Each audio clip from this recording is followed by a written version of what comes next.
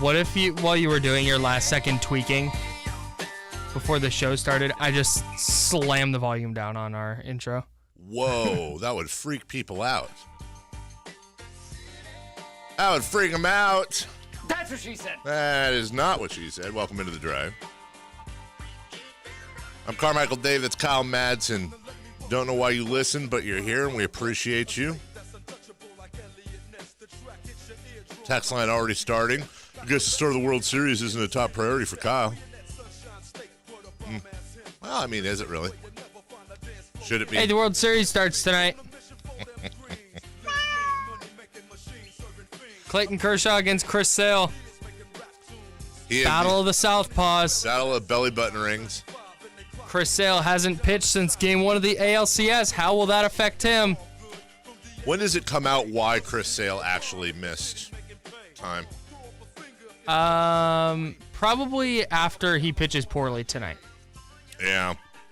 He's like, you know what? I've had this thing. I said the other day that I don't know a single guy that's ever had a belly button ring. I'm sure it's happened. You don't know enough guys. And then I remembered I actually was roommates with a couple of, everybody has the, I don't know how it is for the ladies. I don't, because I've never been one, but I know for guys, everyone has the Animal House phase where you live with 1, 2, 3, 4 roommates. Maybe you have an apartment or you all throw in on a house. It's the one where you have the beer caps on the ceiling, the dartboard on the wall. We literally there was a hole wound up in one of our walls that, I kid you not, we literally covered with a poster of Bluto. So if you'd seen the movie Shawshank Redemption, it's like when they covered it, when Andy Dufresne covered up the hole he was digging to escape with a picture of Raquel Welch. The same thing. Yeah, you're just trying to. Everybody has that Animal House phase. So we did that, and someone was dumb enough to rent us a house. So we had a house that let's just say we built our own things. We were all very industrious. And one of the guys I lived with, his name was Sasha, last name withheld. And he got a belly button ring, and we were just merciless on the guy. That's the only guy I've ever known in my life with a belly button ring. Now, if you're a guy and you have a belly button ring, I'm not judging. Do what you want. I'm not a big ring guy anyways. Never have been. I don't understand the concept, but I'm not a tattoo guy either. I don't understand the holes in the earlobes, what do they call them, gauges, I think. Kyle's coming in here. Why are you, no, not that. It's not going to be turned up. I got you a present. Kyle got me a present. It's a black piece of cloth. Oh, get out of here. Aha! Look at that. Okay, so yeah, go ahead. Thank you, Kyle. Let me show this to the camera. It is a T-shirt with Yoda on the front, singing into a microphone, and it says, "Bless the rains I did down in Dagobah." See how I did that right there? That's very good. It's a playoff on Toto. I love it. Look at you. It's the right size and everything. Fat. That just says fat. I know what size I wear in that company's T-shirt, so. I didn't get you anything. Now I feel bad. That's okay. So that's just it. Is you've gotten me a lot of things, and I've never gotten you anything. So this site that I check out every once in a while, they have like unique shirt designs every 24 hours. The designs go away and new ones come in. And I just happened to be sitting here one day and I looked and that shirt was there. Oh, that's fantastic. And that's a graphic T-shirt with Star Wars and Africa by Toto in it. And I was like, oh, that's peak. That's gonna be a hang up in my closet shirt, not a fold into the pile of wow. Yeah, I have a line of demarcation. I have the folded shirts on the top of my closet rack. And anybody who's been in radio for any decent amount of time has about 7,000 T-shirts. And my wife constantly tries to throw them out, and I don't let her. Like, no, I need that Breaking Benjamin Blink-182 tour T-shirt from 1997. But then for my everyday T-shirts, I hang them up. This will be a hang-upper. Is that gonna get in the rotation? I'll probably wear it tomorrow. Yeah, I want to wash it. It has a weird, funky smell to it, kind of like a vinegary. Oh, I like funk. that smell. Oh, okay. It's new T-shirt smell. Okay, I like that. I like weird vinegary funk. WVF. I actually saw them open for Breaking Benjamin and Blink-182 in 1998. Well, weird vinegary funk. Yeah, you're welcome. Always very awkward getting gifts. I don't know what to do. Thank you. All right, let's go to break. I know, right? 4 minutes early. I'll wear this and here's where that was my main goal is get you putting it in the regular T-shirt rotation with your cat in the ergo. I have it'll go in the rotation with the Nirvana cover of Nevermind, but it's a cat instead of a baby in the water. Yep. I've got the Pink Floyd Dark Side of the Moon shirt. I've got the original Nintendo controller Roots T-shirt.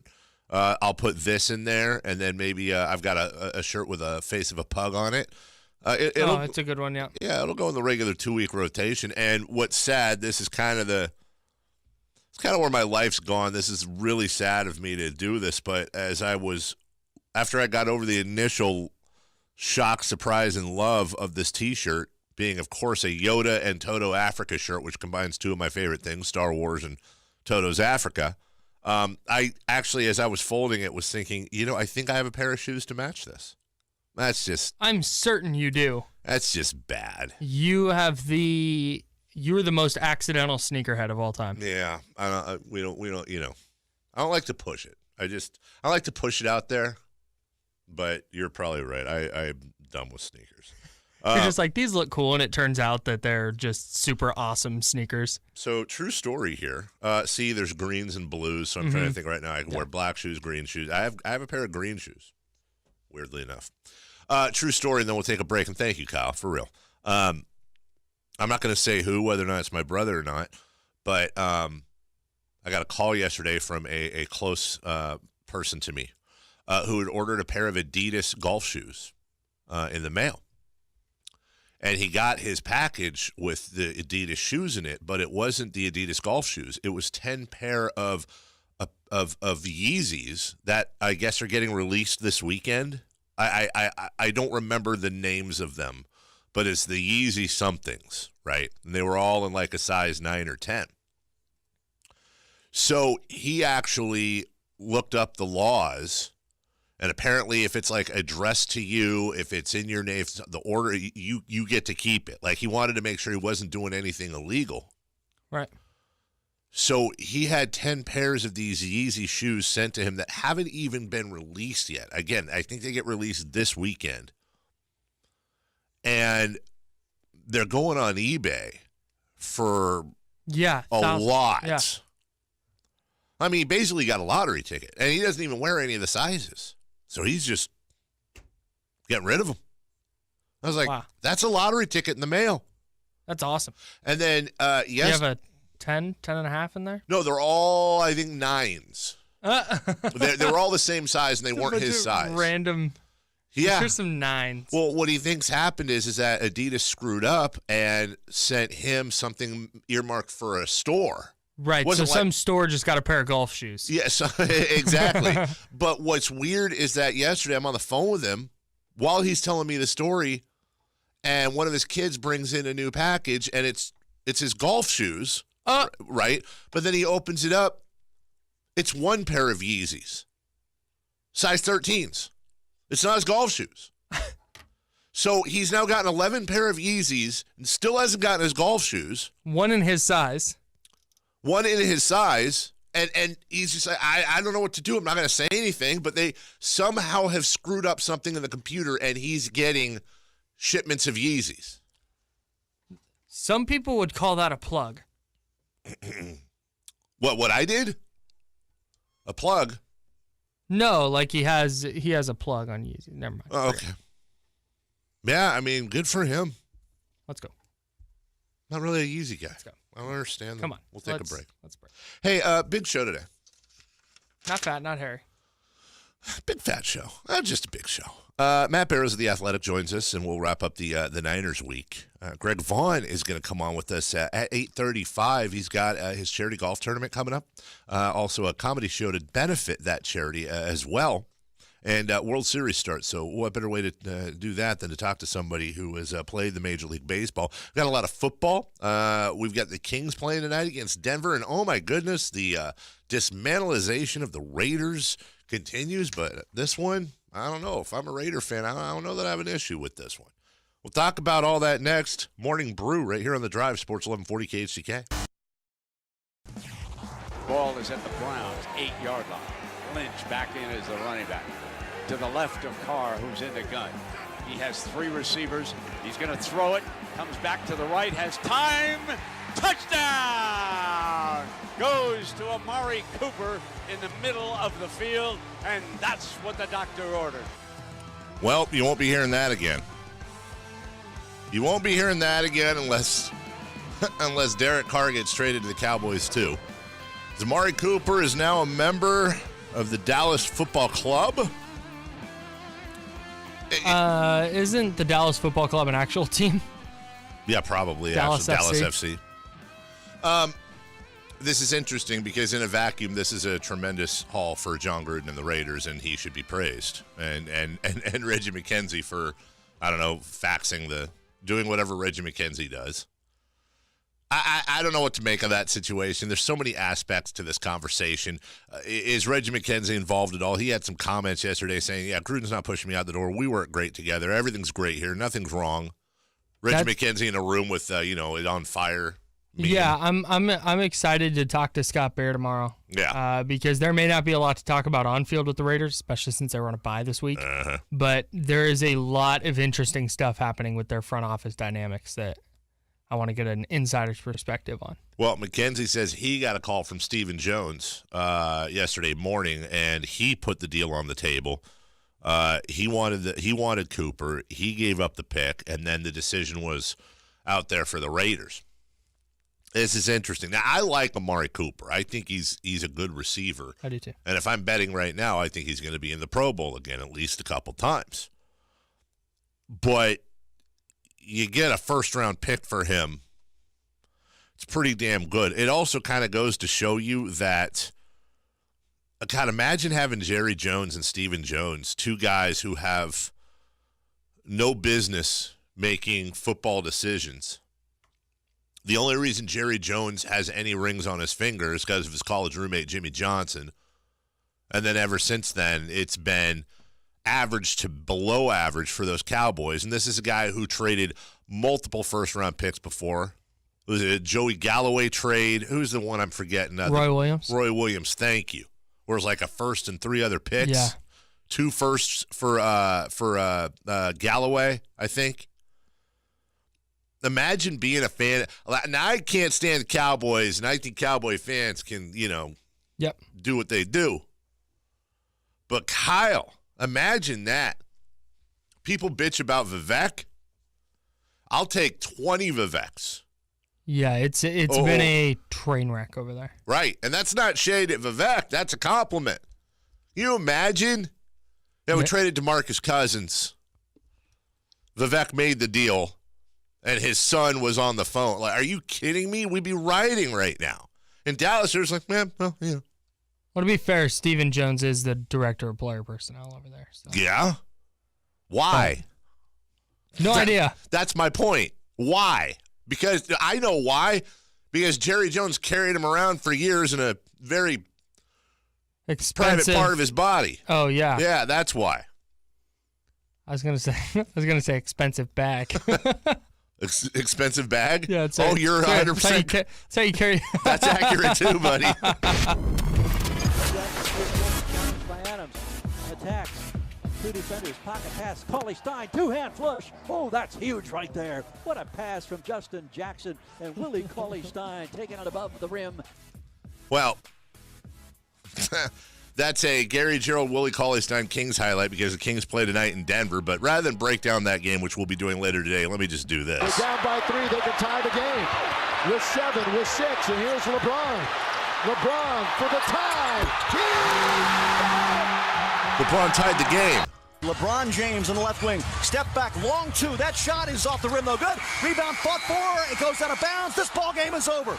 The Spurs have won a wild game in overtime. Oh. Shucks. Hey, that was a fun game. Oh, it sure was. Did you stick around after the game to listen to the players only breakdown? No. Dude, they were, and I am always really easy on broadcasters, especially broadcasters who are not broadcasters like these people. They were devastated that the Lakers lost that game. Like, they went back to the studio, a studio for a national broadcast, and they're like, they just, you got to make your free throws. What it comes down to. Like, the Spurs just had this incredible comeback win, and Patty Mills had a game winner with 6 seconds left, and they're just, you got to make those. For the sake of time, the World Series starts tonight. That was going to be our third brew. Nothing really to say there. We'll get into that later. So there's Chris Sale, Clayton Kershaw. Yeah. Dude, we'll talk about this more later, but the players-only broadcast is what they should, like when there's a hostage situation and they're trying to force the hostage keepers to not get sleep and to give up, and they play like weird music. They should just play the players-only broadcasts. Yes. At full volume. They should take it overseas, like to the Middle East or anywhere where we're involved in a military thing. And just play it through speakers because it's terrible. It's terrible. It's really, really rough. I don't know, like at least making an alternate channel or something where you have to go find it. No, because then nobody would watch it. There's a reason why there's broadcasters, okay? Yes. That's why. And we'll get into that because it just sucked. And people say, I turned down the sound. I actually turned down the sound. That is not to say that players can't be broadcasters. Brent Barry's fantastic. Doug Christie is terrific. Absolutely. And I mean, when I said Brent Barry, I meant because he does the play-by-play usually. And he's great. Right. I'm saying when the audio is basically a bunch of you hanging around in a studio going, oh. Like, oh, nice pass. Oh, it's so bad. We'll take a break when we come back. Amari Cooper has been traded, and we will get into that, what that means for your Raiders. Is anyone safe, Kyle? Is anyone safe on the Oakland Raiders other than probably Marshawn Lynch? I don't know, but 2 people are texting in right now with help in all caps, so maybe those are people from Raiders HQ. We'll take a break. I've seen that before, though. I've seen that before. When we come back, we'll get into the Raiders. Also, Patrick Mahomes had 4 touchdown passes Sunday. It's the most touchdown passes in any player's first 8 games in NFL history with 22. He passed this guy, to set that record. We'll tell you next right here on Sports 1140 KHTK. Hey, this is Kyle Madson with your top stories on Sports 1140. The teardown or accumulation of future assets, of the Oakland Raiders continued yesterday with the Raiders shipping Amari Cooper to the Dallas Cowboys in exchange for a first-round pick. Cooper was the number 4 overall pick in the 2015 draft and had 22 catches for 280 yards and a touchdown in 6 games this season. The wide receiver has 1 year left on his rookie contract. The Falcons beat the Giants 23-20 last night in Atlanta to wrap up Week 7 of the NFL season. Hey, the World Series starts tonight. It's Clayton Kershaw for the Dodgers visiting the Boston Red Sox. Chris Sale will go for Boston, and the Kings are back in action tonight in Denver against the undefeated Nuggets. We'll have coverage for you right here on Sports 1140, beginning with game night at 4:30, Kings live at 5:30, and tip-off with the G-Man slated for 6 o'clock. Those are your top stories, and now it's back to the drive on Sports 1140 KHTK.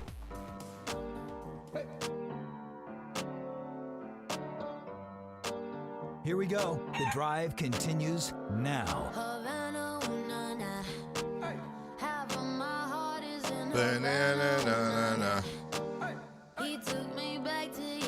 Sandwich, nah. I want to remind you, you can not just listen to the drive, you can watch us in all our glory.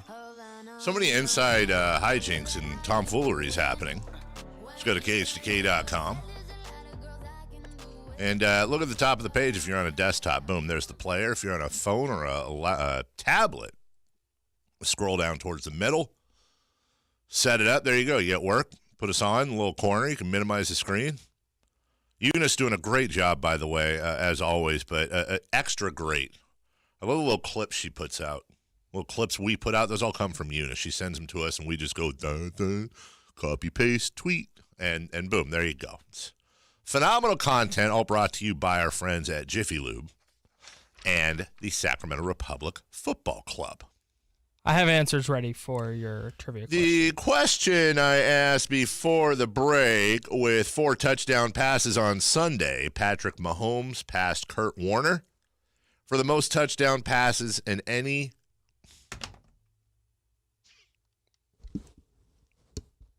Kurt Warner.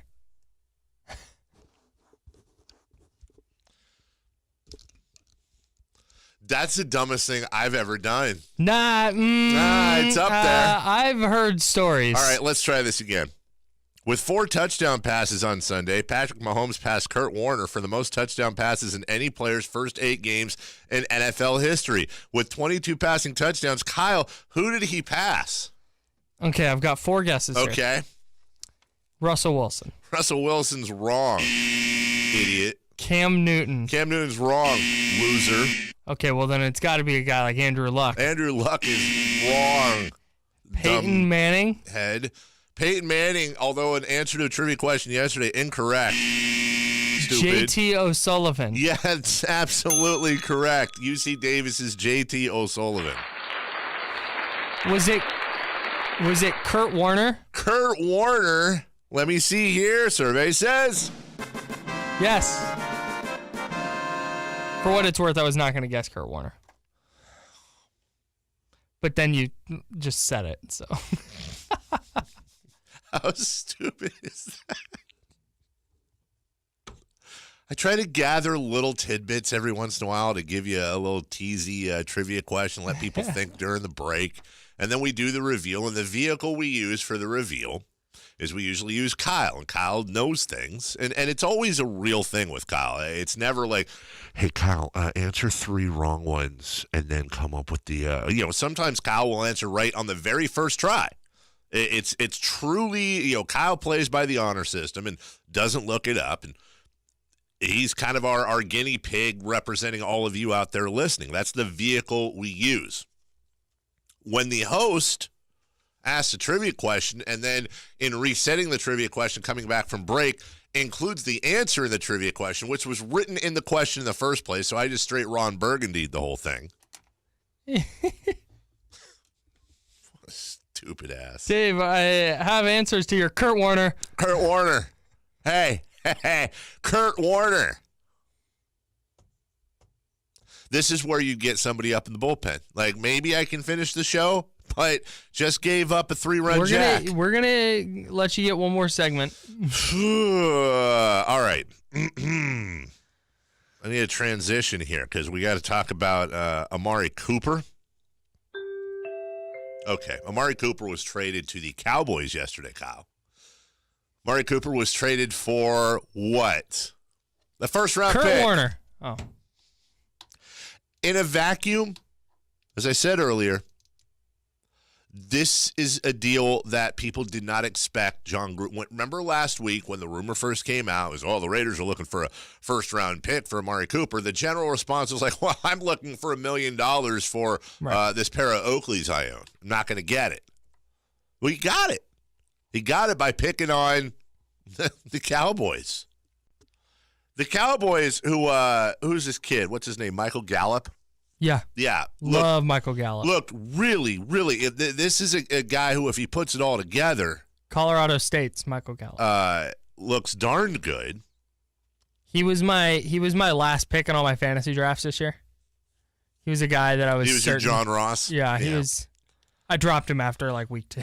John Ross was my last 2 picks in every fantasy draft I had were John Ross, and Nick Chubb was my last pick in every draft. Oh, nice. At least Chubb's working out. I had 3 last picks that I used the same in all my fantasy drafts. Nick Chubb was last. John Ross was second to last. Calvin Ridley was third to last. I've dropped Calvin Ridley off of all my leagues after week 1. Yeah, that's stupid ass. That you thought I was trying to prop myself there. I'm actually showing how stupid I am. Yeah. Yikes. Yep.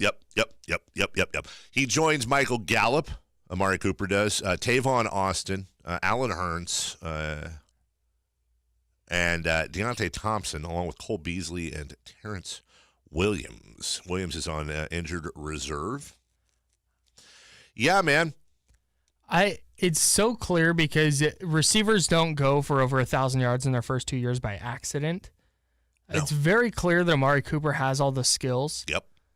But, man, his inability to put it together, and maybe a change of scenery will do the trick. Maybe going to Dallas is going to be exactly what he needs, and he's going to break out, and he's going to go for 1,000 yards over the final, 10 games, and everyone's going to freak out. But didn't happen last time. 10 years ago, the Cowboys acquired Roy Williams and a 7th-round pick, let's be fair, from the Detroit Lions for their 1st, 3rd, and 6th-round picks. I believe they gave up 2 firsts for Joey Galloway before that. Hey. It's such a hard thing with receivers because if you don't have a quarterback to give them the ball, then it doesn't matter how good your receivers are. No, it does not. But it sounds like the Cowboys were bidding against themselves. I believe it was Ian Rappaport that... Didn't the Eagles... I heard the Eagles offered a 2nd-round pick. That could be... I don't know who reported that, but I've read that in a couple of different places, that the Eagles offered a 2nd-rounder. Again, could be wrong. So if the Raiders were done with Amari Cooper, they did the best you can possibly do. Yeah. Because it didn't look like through 6 games that he was going to have a breakout year at any point where he racked up a bunch of 100-yard games and was worth more than 1 first-round pick. But the Raiders now... if the season ended today, the Raiders would have pick number 4, number 10, and number 17. Yeah. 3 picks in the top 20 is. That makes you wonder. Nice. That's a lot on the plate for John Gruden because Reggie McKenzie will likely be gone. And it makes you wonder, do you now use all those first-round picks? Or do you begin to build a war chest of picks by moving down and moving those first rounders out? That won't happen until draft day. Sure. Because those picks become so much more valuable when people know what the board looks like. Yeah, you have to be opportunistic. Yeah, on the but fly. I imagine they won't wind up picking at all 3 of those spots. Yeah. But instead, like you said, moving down and just accumulating day 2 and early day 3 picks. So if you're the Raiders, you are huge fans of whoever plays Chicago, whoever plays Dallas. You just want them moving down that list. Do you prop Gruden up? He's been getting killed. Let me. We have a minute, and maybe we'll add 30 seconds to this, Kyle. But let me present this to you. Gruden comes in and says, "Yeah, you know what? There's a ceiling on this team, and it's not Super Bowl."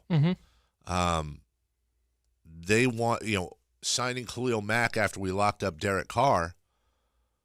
It just doesn't make sense for $20-something million when we can get 2 first-round picks and control that guy for 4 years. Mm-hmm. Their defense, by the way, is rated the same as it was last year. I was reading last night, DVOA. Than when they had Khalil Mack. Mm-hmm. So why not gather assets? You're moving to Vegas.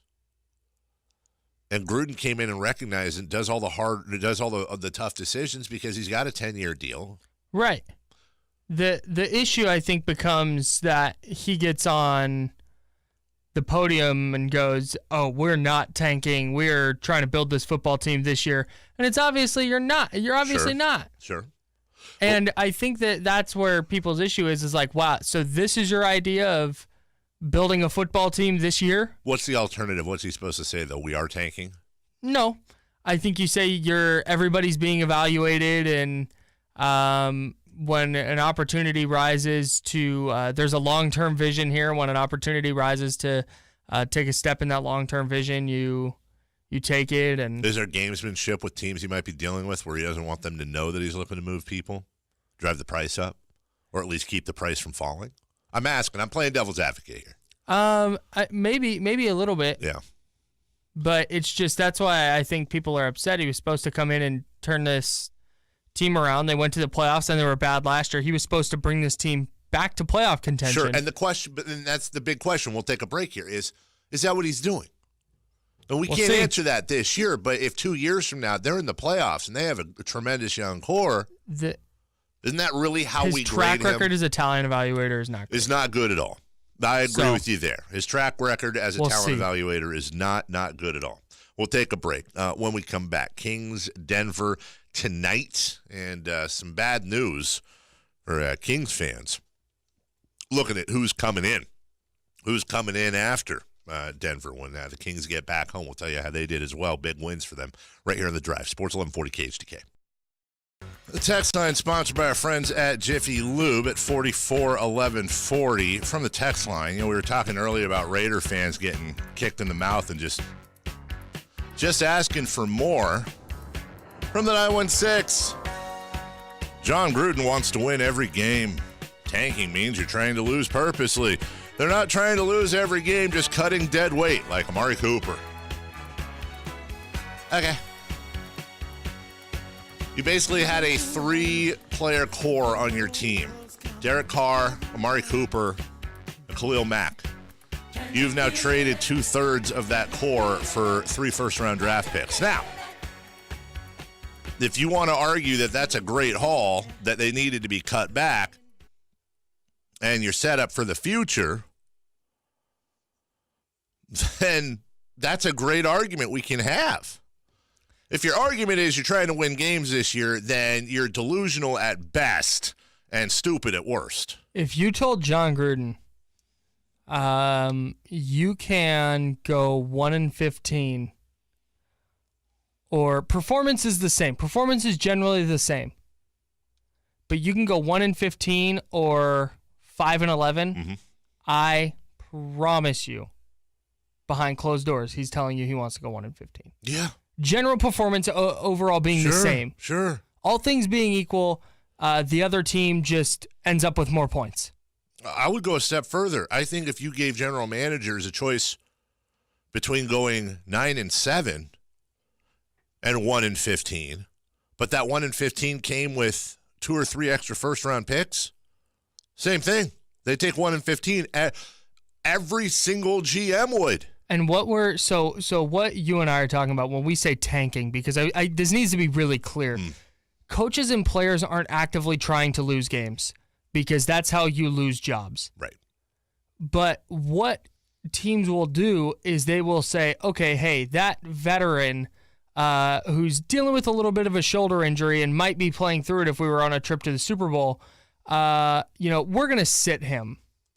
And we're going to let him rest that shoulder injury so we can get our rookie cornerback in there and see what he's got. Yeah. I think we're going to see that. I especially think we're going to see that with the 49ers down the stretch here. With guys like Pierre Garçon. And Richard Sherman has incentives built into his contract, so he'll probably play more. Yeah.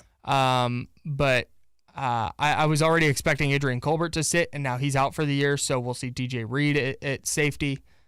I think we're going to see that with the Raiders, too, where they start inserting some young guys and just kind of seeing what they've got on their roster as they move forward. Well, and Kings fans will have tired of this, but you also have what's called active and passive tanking. Active tanking is we have talent on this team, and we're going to sit them for hangnails so that we can lose games. And passive tanking is, well, you're not really going to see it up close, but we're going to remove the ability for us to win football games, therefore resulting in losses. We're consciously doing this knowing we're going to lose.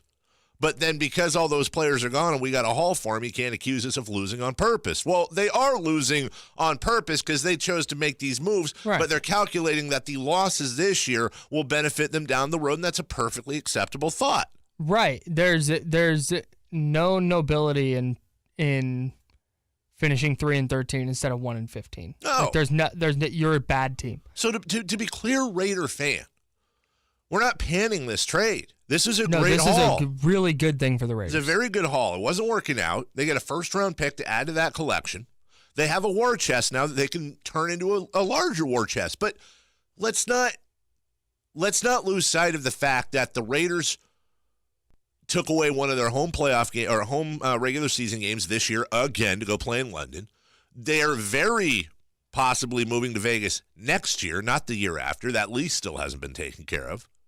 And Raider fans that have season tickets in Oakland that are trying to see the last few games this team plays in the Bay Area are basically being told, hey, listen, thanks for your money. Mm-hmm. We're going to do what's best for the Vegas Raiders. Yep. That's what's happening. There's no argument there. This isn't going to benefit the Oakland Raiders at all. Nope. This benefits the Vegas Raiders 1 billion%. And and somebody on the text line from the 707 here brings up a good point. Amari Cooper has 1 year left on his rookie deal. Yeah. And that 5th-year option, I forget the exact calculation of the money, but it's a good portion of change for that 5th-year option. It's not a super cheap contract anymore. Dallas gets him for a season and a half and then has the opportunity to re-sign him. Yeah. It's for a first-round pick. Pretty tough look for the Cowboys, but it's the Raiders. The Raiders have a plan, and their plan involves winning over the course of maybe the next 3 or 4 years. Sure, not this year, and probably not next year. Good for them. Honestly, if I'm the Raiders, if you don't think Derek Carr is going to work, I'm calling the Giants and I'm calling the Jaguars. Yeah, see what you can get for him. I would call the Giants right now and say, hey, same thing with Cooper. You give us a first-round pick, we'll give you Derek Carr. Take another first-rounder, and where's that Giants first-rounder going to be? That's probably going to be a top fiver. I don't know that the Giants would do that, but they've committed to Odell Beckham Jr., who, by the way, continues to put up numbers. Imagine what Odell Beckham Jr. would be doing if he had himself a quarterback to throw down the field. Big 50-yard reception for OBJ last night. Good for him. That didn't grow on trees for him lately. Well, they're not sure getting behind that Giants offensive line is the best thing for Derek Carr, but Right. We want to get into the Kings this segment. We'll push that to the next segment. Kings, Denver tonight. We'll tell you what the next two teams coming into Golden One Center did on the floor last night as well. If we have time, we'll talk about how, what is it? You can't spell L.A. Lakers and LeBron James without 3 L's. Because they lost last night. Nice, dude. I channeled my inner Kyle last night. I said if LeBron James was the devil, he'd be 3 L's-a-bub. He lost 3 times. And then Beelzebub. 3L. Take a break. It's a drive. KHTK is your sports authority. Kings NFL.